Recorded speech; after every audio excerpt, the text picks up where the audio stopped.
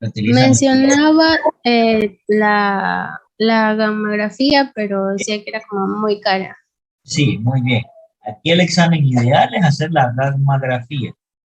El problema es el costo, pero la gamografía es el ideal para detectar cicatrices renales.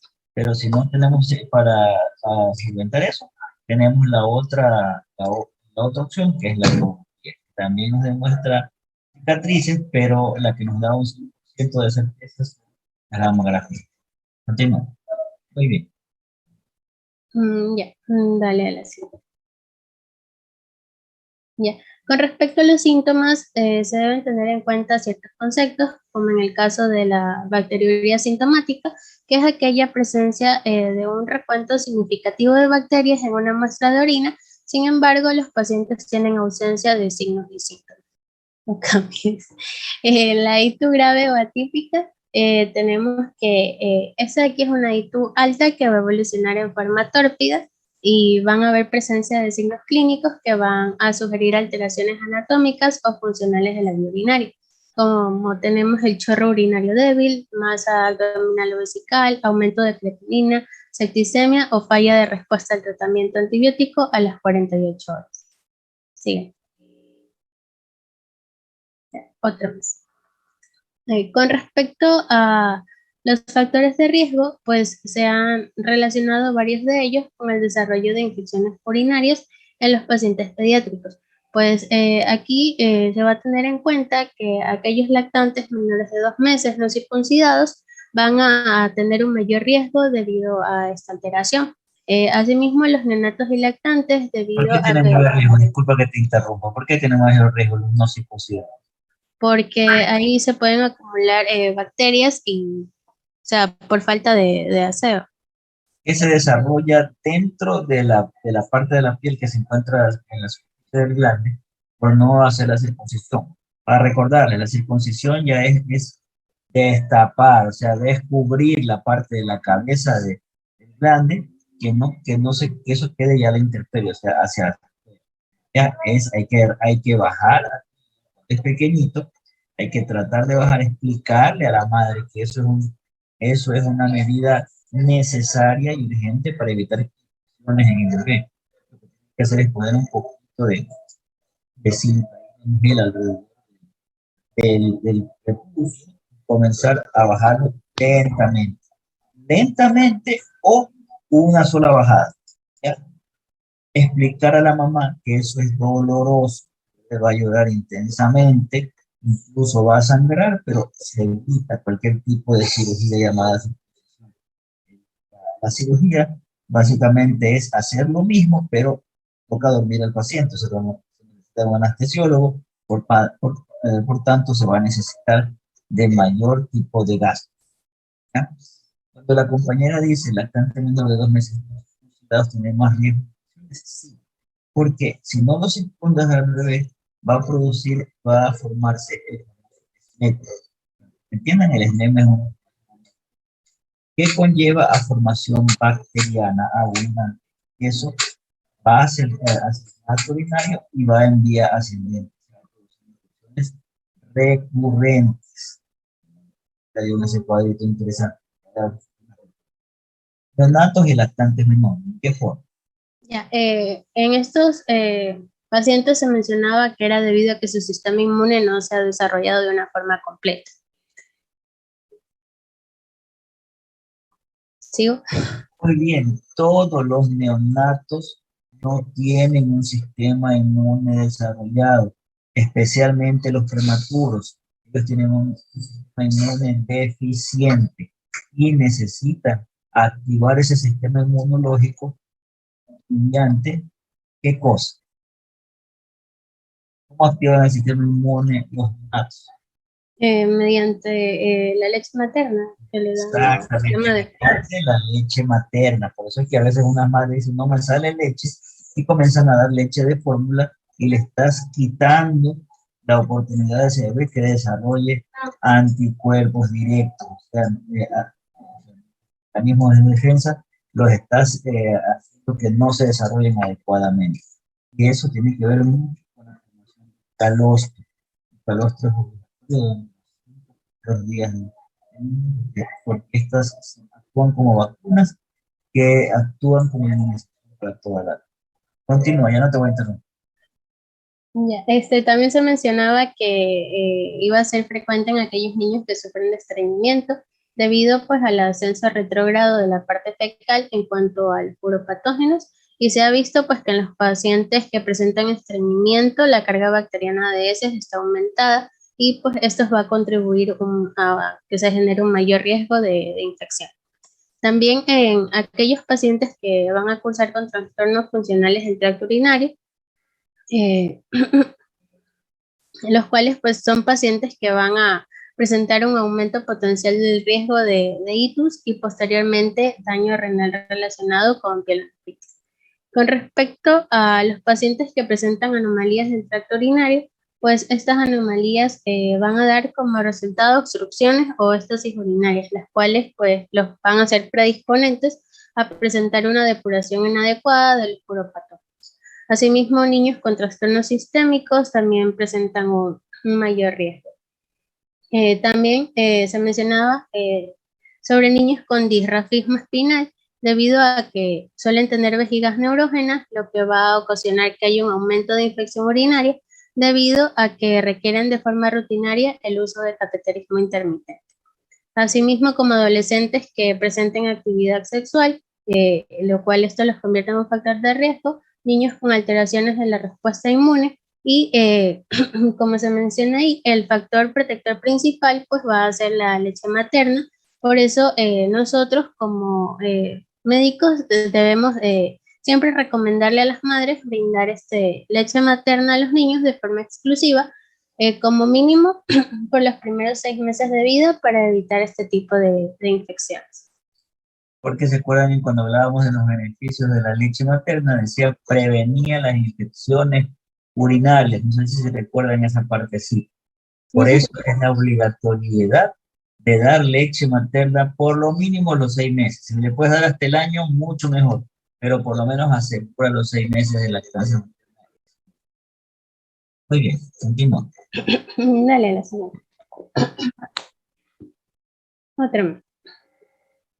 Ya. En cuanto a las manifestaciones clínicas, la sintomatología es poco clara e inespecífica, pues en estos pacientes se va a considerar que los lactantes menores de 3 meses se va a caracterizar por presencia de fiebre, pérdida de apetito, y este puede conllevar a un proceso de desnutrición o retraso ponderostatural. De aquí también puede presentar manifestaciones como, que son menos frecuentes, como el dolor abdominal, ictericia, hematuria y orina maloliente. Mientras que en niños mayores de 3 meses que no pueden manifestar los síntomas, pues va a ser evidenciado por la presencia de fiebre, y menos frecuentes como dolor abdominal en el flanco, vómitos y pérdida de apetito, así como letargia, irritabilidad, hematuria, orina maloliente y fallo del medio.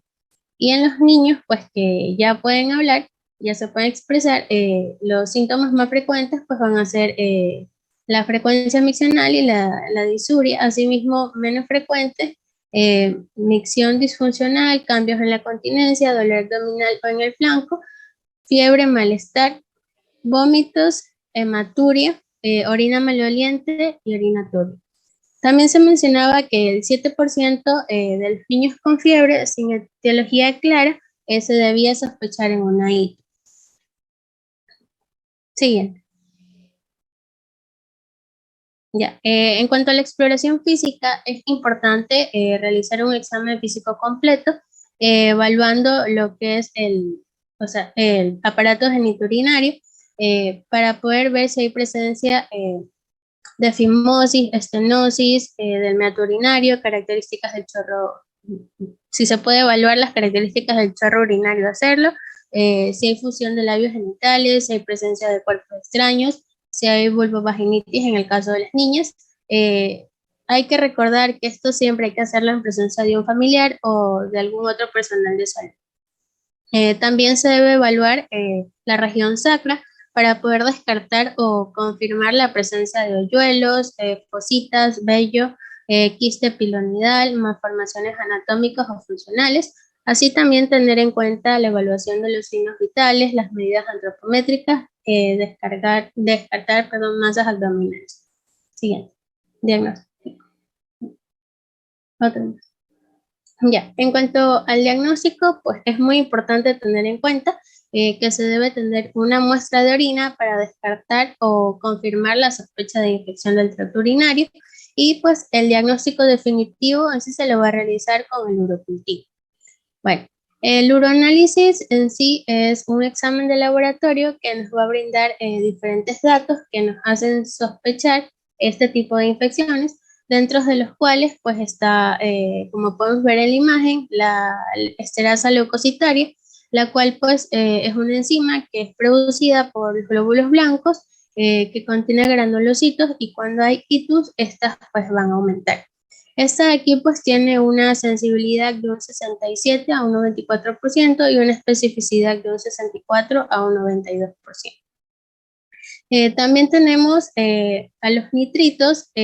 Recordemos que estos perdón, son liberados por los granulocitos lisados, y aquí pues las bacterias van a convertir a los nitratos en nitritos, y pues van a tener una sensibilidad de 15 al 82% y una especificidad de un 90 a un 100%. También en cuanto al recuento de leucocitos, pues en sí esto va a ser positivo cuando se encuentren por encima de 10 leucocitos por campo, y van a tener una sensibilidad de un 32 a un 100% y una especificidad de un 45 a un 98%. Y las bacterias, pues, Un ratito, la esterasa leucocitaria mayor de cuántos por campo. esa de ahí no la investigué. Ya es mayor de 20 por campo, ya más de 20 por campo de esterasa leucocitaria, tú ya lo determinas como una infección de vías urinarias. Los nitritos se pensaba que esos eran los causantes, o sea, que era el predictor de una infección. Podías tener leucocitos aumentados, leucocitos, sangre en la orina, esterasa leucocitaria, pero tenías nitritos negativos, ya te descartaba la infección de los nitritos. Ahora no. Ahora, según unas nuevas guías que las han puesto en el 2018, ya nos dan otros determinantes para diagnosticar infección de vías. Explícanos el cuadrito de acá, que este es muy interesante, quiero que todos pongan atención a esto. Ya. En cuanto al manejo de los hallazgos del uroanálisis, pues vamos a tener en cuenta de que cuando contamos con nitritos positivos y esterasa leucocitaria positiva, es muy probable de que sea una infección del tracto urinario. Y la indicación aquí pues es solicitar y tomar el urocultivo e iniciar el tratamiento antibiótico empírico. Entonces, si tenemos nitritos positivos y esterasa leucocitaria positiva, es muy probable de que el paciente presente una ITU, y la actitud que debemos nosotros tomar es recoger el urocultivo e iniciar tratamiento antibiótico empírico. En el caso de que los nitritos sean positivos y la esterasa leucocitaria sea negativa, también podríamos sospechar de que es muy probable, y la actitud también va a ser recoger el urocultivo e iniciar el tratamiento empírico. En el caso de los nitritos negativos y la esterasa positiva, también es probable, y lo que debemos hacer aquí es valorar inicio de antibióticos en función de los síntomas y la situación clínica. Mientras que si ambos son negativos, es una ITU improbable, y pues lo que debemos hacer es repetir la tira de orina si la fiebre persiste. Y en lactantes pequeños no permite, bueno, esta de aquí en lactantes pequeños no va a permitir descartar el diagnóstico de ITU. Para que te des cuenta, tanto el manejo con nitritos y esterasa leucocitaria sea positiva cualquiera de los dos, significa que es probable infección de vías urinarias. En esta tercera parte, donde los nitritos eran negativos y la esterasa positiva, iniciar tratamiento, ¿ya? ¿Quién te da la especificidad para iniciar tratamiento? Son los nitritos. Pero en este caso, yo les recomendaría, ante cualquier sospecha de infección de vías urinarias, envíen a hacer un urocultivo, ¿ya? Preferible pecar de exagerado a que se les escape un gran diagnóstico. Si el nitrito es negativo y la esterasa leucocitaria es negativa, entonces no hay infección de vías urinarias, salvo en los lactantes pequeños, en los neonatos, que no permite descartar una infección de vías urinarias. Está muy bien. Continúo. Aquí hay otra cosa. Tengo nitritos positivos. Que hacen leucocitaria positivo o negativo. Tengo fiebre, es 100% que es una infección de vías urinarias alta, es una piel. A esto tengo que corroborarlo observando un nuevo elemento en el examen de orina llamado cilindros hemáticos. Entonces, ahí me confirma mi pielonefritis solamente viendo un examen de orina.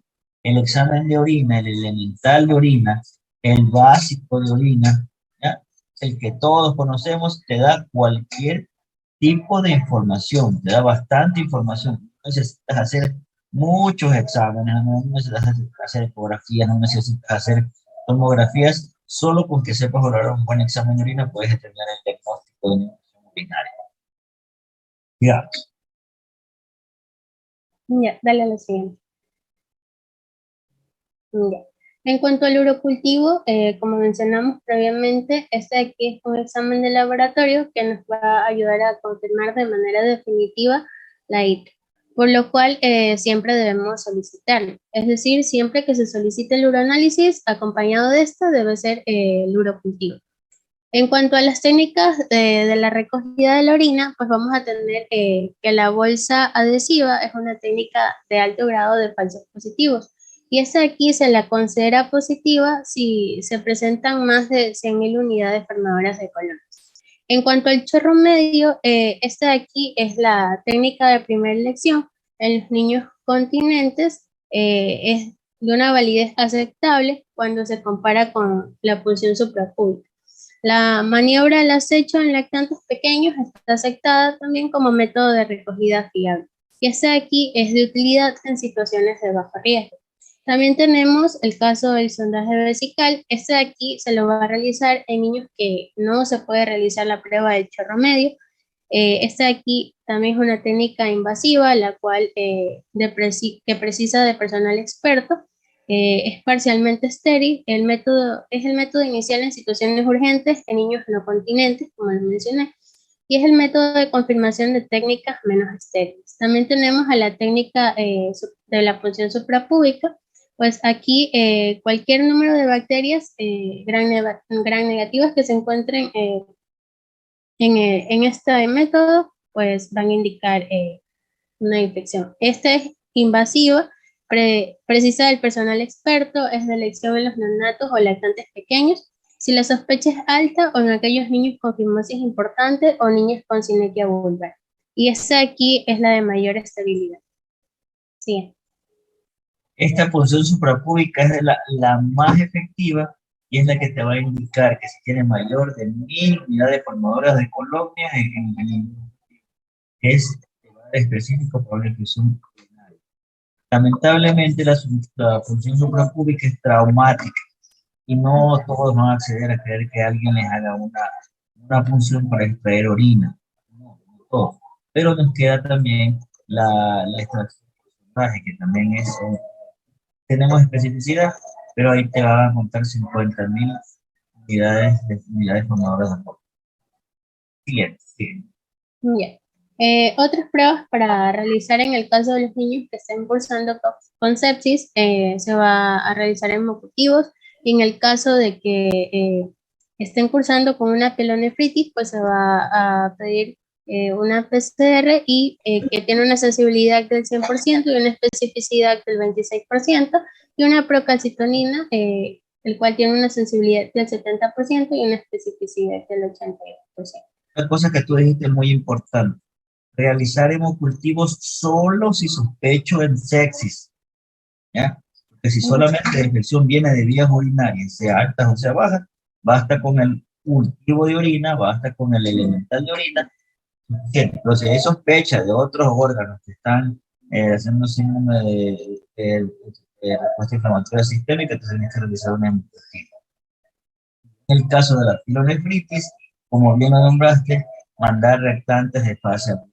El PCR, mira, tú mismo lo has escrito, sensibilidad del 100%, a veces tenemos el PCR elevadísimo, pero tenemos la procalcitonina normal, Entonces, ¿a cuál le creo? ¿A la PCR o a la procalcitonina? ¿Cuál es más específico aquí en la disfunción de vías urinarias? La procalcitonina. La procalcitonina, ese es el medidor de las infecciones, porque el PCR también puede modificarse con algún proceso inflamatorio. Me produce una inflamación a nivel urinario, entonces se va a elevar la PCR porque es más sensible, pero la procalcitonina es más específico para infección de vías urinarias y también es específico cuando ya estamos utilizando antibióticos. Cuando yo voy a hacer, estoy dando antibióticos y el tercer día le mando a hacer una procalcitonina y me doy cuenta que va descendiendo el valor de procalcitonina, si estuvo alto, quiere decir que está actuando el antibiótico. Y si después de un tiempo, unos 5 días, yo le voy a hacer otra procalcitonina y esto me da normal o menos de uno, quiere decir que ya no necesita antibióticos. La procalcitonina es muy específica para este tipo de infección. Continúa. Ya, dale la siguiente. Bueno, ya. Con respecto a al diagnóstico por imágenes, pues vamos a tener en cuenta que la ecografía renal y de vías urinarias es un método poco invasivo, es poco costoso, bueno, no es invasivo, es poco costoso, es fácil de realizar y está al alcance de todos. Este de aquí se debe realizar en niños que cursan con itus y pues esta evita el riesgo de radiación ionizante en el caso de los otros métodos. Esta de aquí lo que nos va a valorar es el parénquima renal, el tamaño renal, el espesor cortical, el crecimiento del órgano y malformaciones anatómicas como ureterohidronefrosis, obstrucción uretral, dilatación del uréter, características de la pared vesical y presencias de residuos. Bueno, esta de aquí se recomienda hacerlo en niños que ya tienen control del esfínter, realizarlo con la vejiga llena. Su limitación es que tiene una baja sensibilidad para detectar el reflujo vesicoureteral y las cicatrices renales y se le recomienda, pues, como ya se mencionó, realizarla en todo paciente con una primera ITU. Siguiente. Ya. En cuanto a la ureterocistografía miccional, pues este de aquí es un método que nos va a evaluar el reflujo ureterovesical y el residuo postmiccional. Este de aquí se le considera el método de elección para diagnosticar estos dos tipos de patologías. Asimismo, como otras patologías como valvas uretrales, ureteroceles y divertículos vesicales. Su limitación es que aquí se va a proceder a la inserción de un catéter, es molesto para el niño y se usa medio de contraste. Siguiente. El medio de También, contraste demora en salir. Fotografía. ya. Con respecto a la gamografía con DMCA, tenemos que esta aquí en sí es el gold estándar para el diagnóstico y seguimiento de las cicatrices renales. Lo que va a hacer es valorar defectos corticales renales, la masa renal, dilatación del sistema pelocalicial y aumento del tamaño del parénquima renal. La limitación es que requiere de fármacos radioactivos. Dale, ¿Cuál fármaco radioactivo? el tecnesio 99. 99, muy bien. Ese es el fármaco radioactivo, digamos que es la limitación para esto. Pero este es el gol estándar, como les indicaba al inicio, el gol estándar para las cicatrices renales. Digamos. Dale, sí. Ya. Para tener un panorama un poquito más claro de qué imágenes solicitar al paciente, pues encontré este algoritmo en el que se considera que a los niños que cursan con una ITU febril menores de 2 años se le va a tomar inicialmente una ecografía.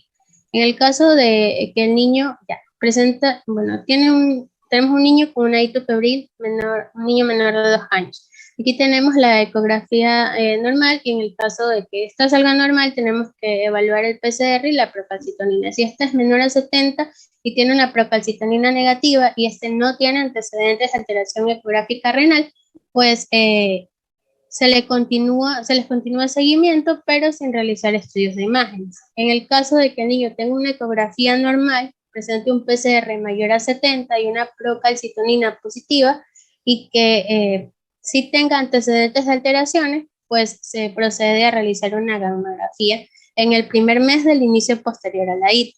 En el caso de que el niño presente una ecografía anormal, tenga una clasificación P2, P3, se pasa a realizar una gammagrafía renal en el primer mes posterior a la ITU. Y en el caso de que la gammagrafía sea normal, pues se procede a realizar una ureterocistografía miccional.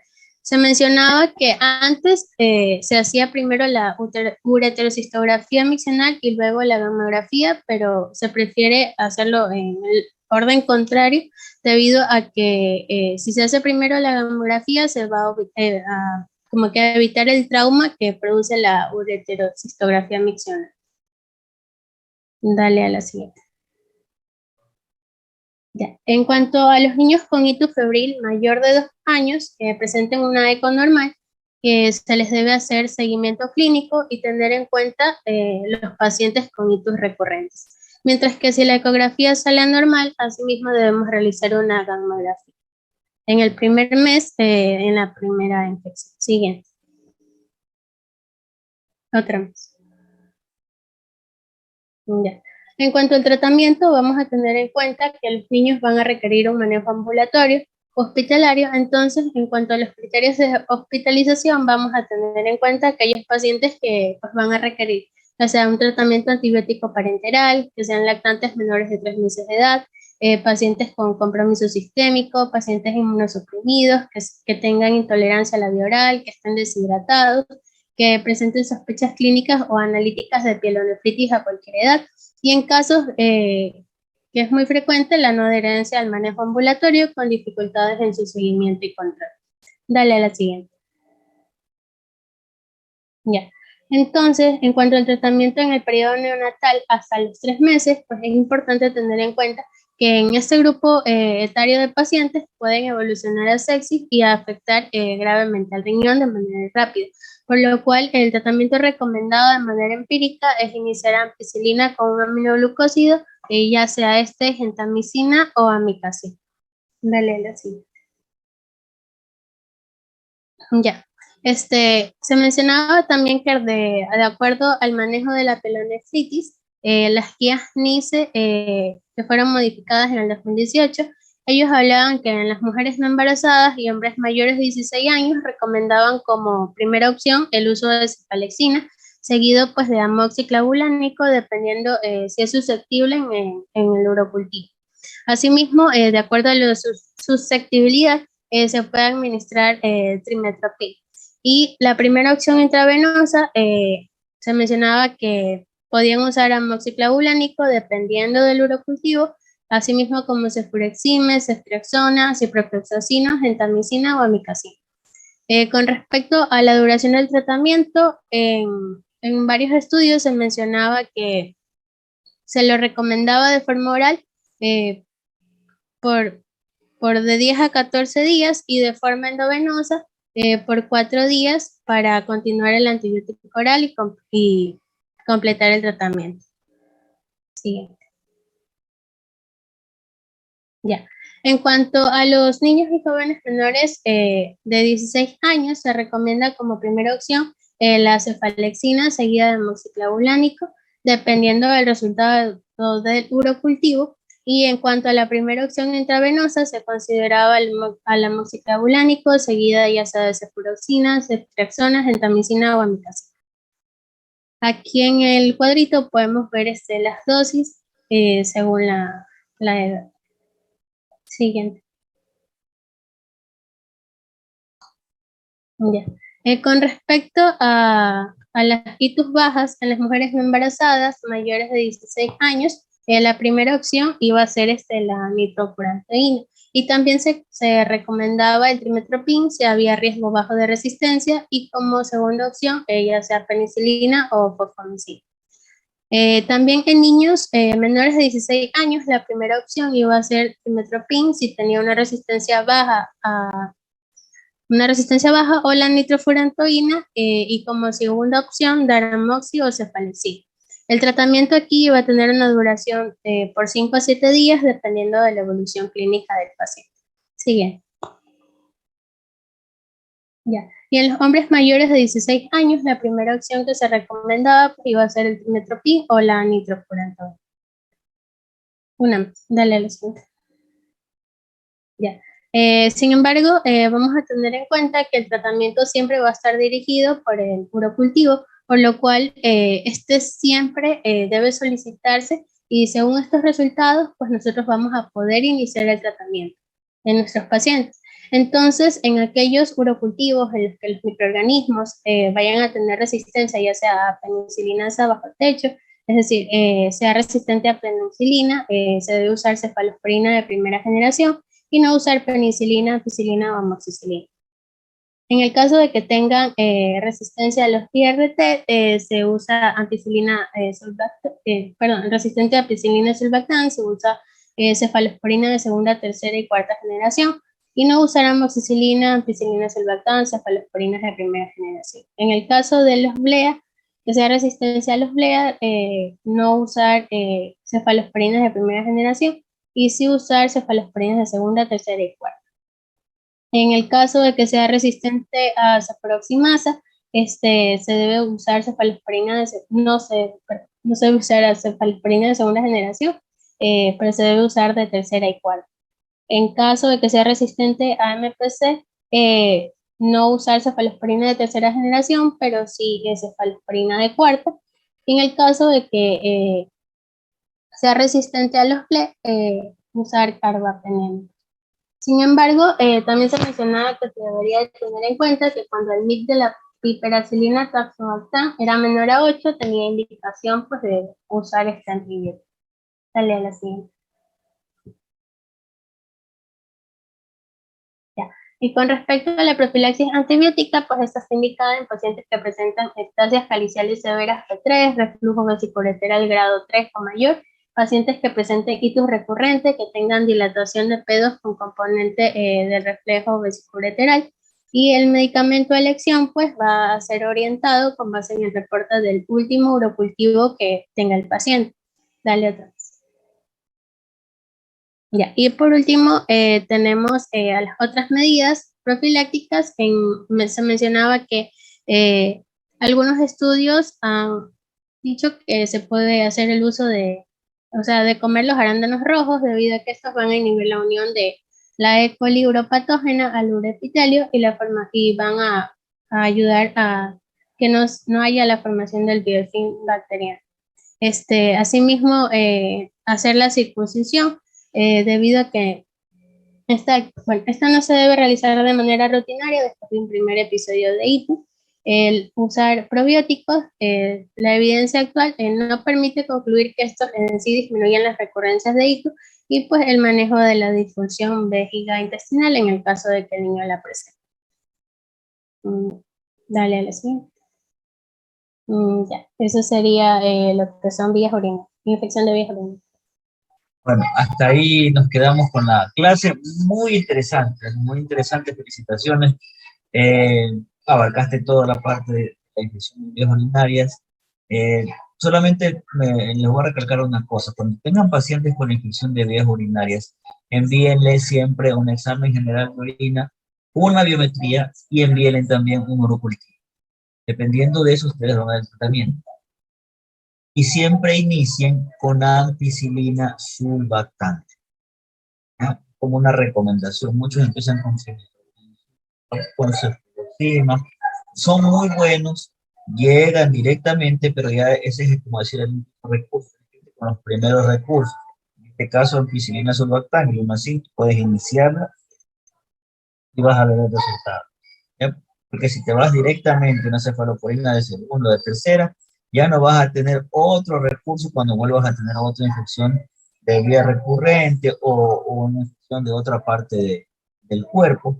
Entonces va a comenzar a formar resistencia y vas a comenzar a utilizar otros antibióticos, encima que son caros, encima necesitas de un amplio espectro para poder dar incluso la hospitalización también.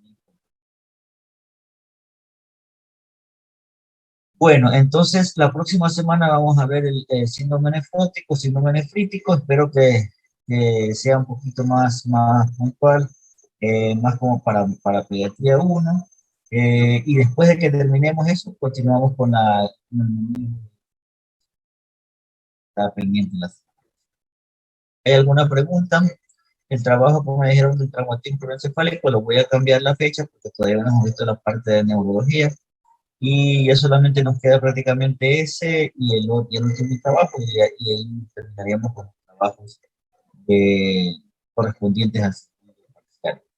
No sé exactamente cuándo van a tomar, cuándo va a dar la universidad el horario para los exámenes, pero escuché por ahí que lo querían terminar rápido porque querían iniciar rápido la enseñanza, porque como ya va a ser presencial, tienen que ser que estemos pendientes. Bueno, chicos, entonces hasta ahí nos vamos a quedar. La próxima clase, el día miércoles, vemos un anecdótico y un frito. Muy bien. Pasen muy bien, chicos. Nos vemos hasta el día miércoles. Hasta luego, doctor. Pase bien, doctor. Gracias, doctor. Hasta luego.